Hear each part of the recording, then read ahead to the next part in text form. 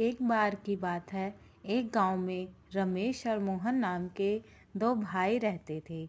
बड़े भाई का नाम रमेश तथा छोटे भाई का नाम मोहन था। रमेश की शादी हो चुकी थी। उसकी पत्नी का नाम हेमा था। हेमा बहुत ही कुटिल स्वभाव की थी। वह हमेशा अपने पति से मोहन की बुराई करती रहती थी, लेकिन मोहन बहुत ही अच्छे स्वभाव का था।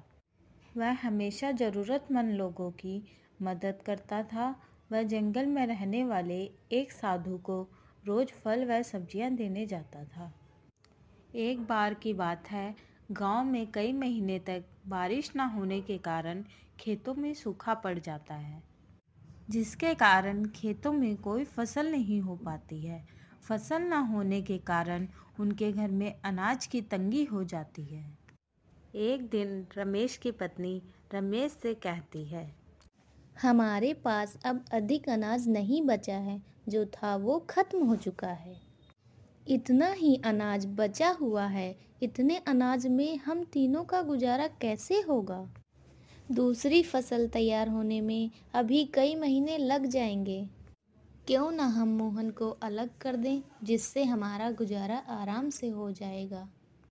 फिर रमेश हेमा से कहता है, तुम सही कह रही हो। हमें मोहन को अलग कर देना चाहिए ताकि हम अपना गुजारा कर सकें। फिर वह मोहन को आवाज़ देता है। फिर उसकी पत्नी बताती है, मोहन घर पर नहीं है, वह कहीं बाहर गया है। लेकिन मोहन साधु के पास गया था। जब मोहन घर वापस लौटता है, तब घर पहुंचकर रमेश की पत्नी से कुछ खाने को मांगता है। तब उसकी पत्नी कहती है, आज कुछ खाने को नहीं है। जो अनाज था वो खत्म हो चुका है। अब मैं खाना कहाँ से लाऊं? तब तक वहाँ रमेश आ जाता है। फिर रमेश मोहन से कहता है, अब अनाज नहीं बचा है और ना ही इस बार फसल हुई है, इसलिए तुम्हें खुद अपने खाने का इंतजाम करना होगा। मैं तुम्हें पुराना वाला खेत देता हूँ, तुम उसमें अपना गुजारा करो। और ये घर भी मैंने बनवाया है, इसलिए तुम यहाँ नहीं रह सकते। रमेश की ये सारी बातें सुनकर मोहन बहुत दुखी हो जाता है और वहाँ से चला जाता है।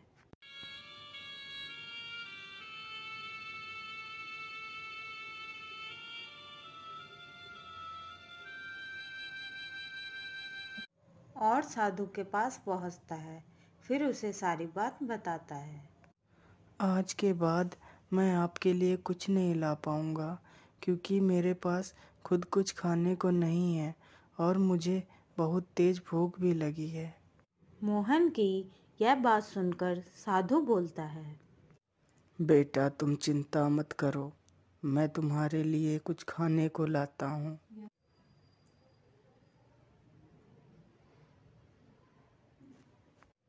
फिर साधु उसे कुछ खाने को देता है और मोहन खाना खा लेता है। फिर साधु उसे एक जादुई घड़ा देता है और कहता है, बेटा, ये घड़ा लो। तुम इस घड़े के सामने अपनी जो भी इच्छा प्रकट करोगे वह पूरी हो जाएगी। लेकिन याद रखना, अगर इस घड़े के सामने अन्य व्यक्ति ने अपनी इच्छा प्रकट की तो उसकी मृत्यु हो जाएगी।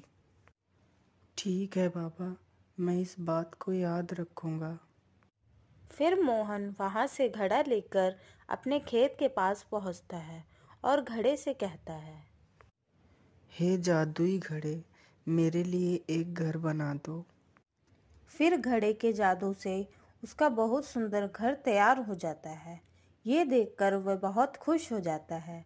फिर वह घर के अंदर जाता है।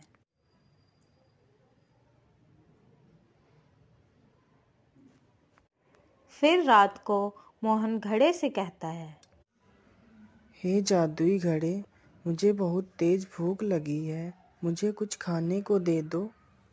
जैसे ही मोहन खाना मांगता है, उसके लिए तुरंत एक खाने से भरी हुई थाली प्रकट हो जाती है। फिर वह खाना खा लेता है और सो जाता है। फिर एक दिन रमेश अपनी पत्नी से कहता है, पता नहीं मोहन इतने दिनों से कहाँ है, दिखाई ही नहीं देता। फिर उसकी पत्नी कहती है, हमें क्या मतलब है, कहीं भी रहे। फिर एक दिन रमेश को गांव का एक व्यक्ति बताता है कि मोहन पुराने खेत में रहता है और उसने वहां एक बहुत अच्छा घर बनवा रखा है और वह बहुत अमीर हो गया है। यह सुनकर रमेश चौंक जाता है और वहां से चला जाता है। घर पहुंचकर अपनी पत्नी को सारी बात बताता है।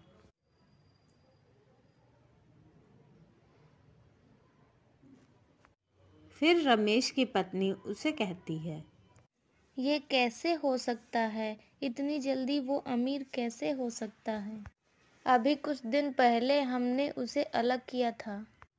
फिर रमेश कहता है, हमें जाकर पता लगाना होगा कि वह इतना अमीर कैसे हो गया। फिर वह दोनों रात को मोहन के घर में देखते हैं कि मोहन जादुई घड़े से खाने को मांगता है। फिर घड़े से खाने की थाली आ जाती है। यह देखकर रमेश सोचता है, अच्छा, तो ये इस घड़े से अमीर हुआ है। फिर मोहन खाना खाकर सो जाता है। फिर रमेश घड़े को चुरा कर ले जाता है और सुबह होते ही उस घड़े से कहता है, हे जादुई घड़े, मुझे बहुत सारा सोना दे दो। जैसे ही रमेश अपनी इच्छा घड़े के सामने प्रकट करता है, उसकी तुरंत मृत्यु हो जाती है। यह देखकर उसकी पत्नी जोर जोर से रोने लगती है और कहती है, हाय हाय, ये क्या हो गया आपको, हे भगवान, ये क्या कर दिया आपने। फिर वह दौड़कर मोहन के पास जाती है।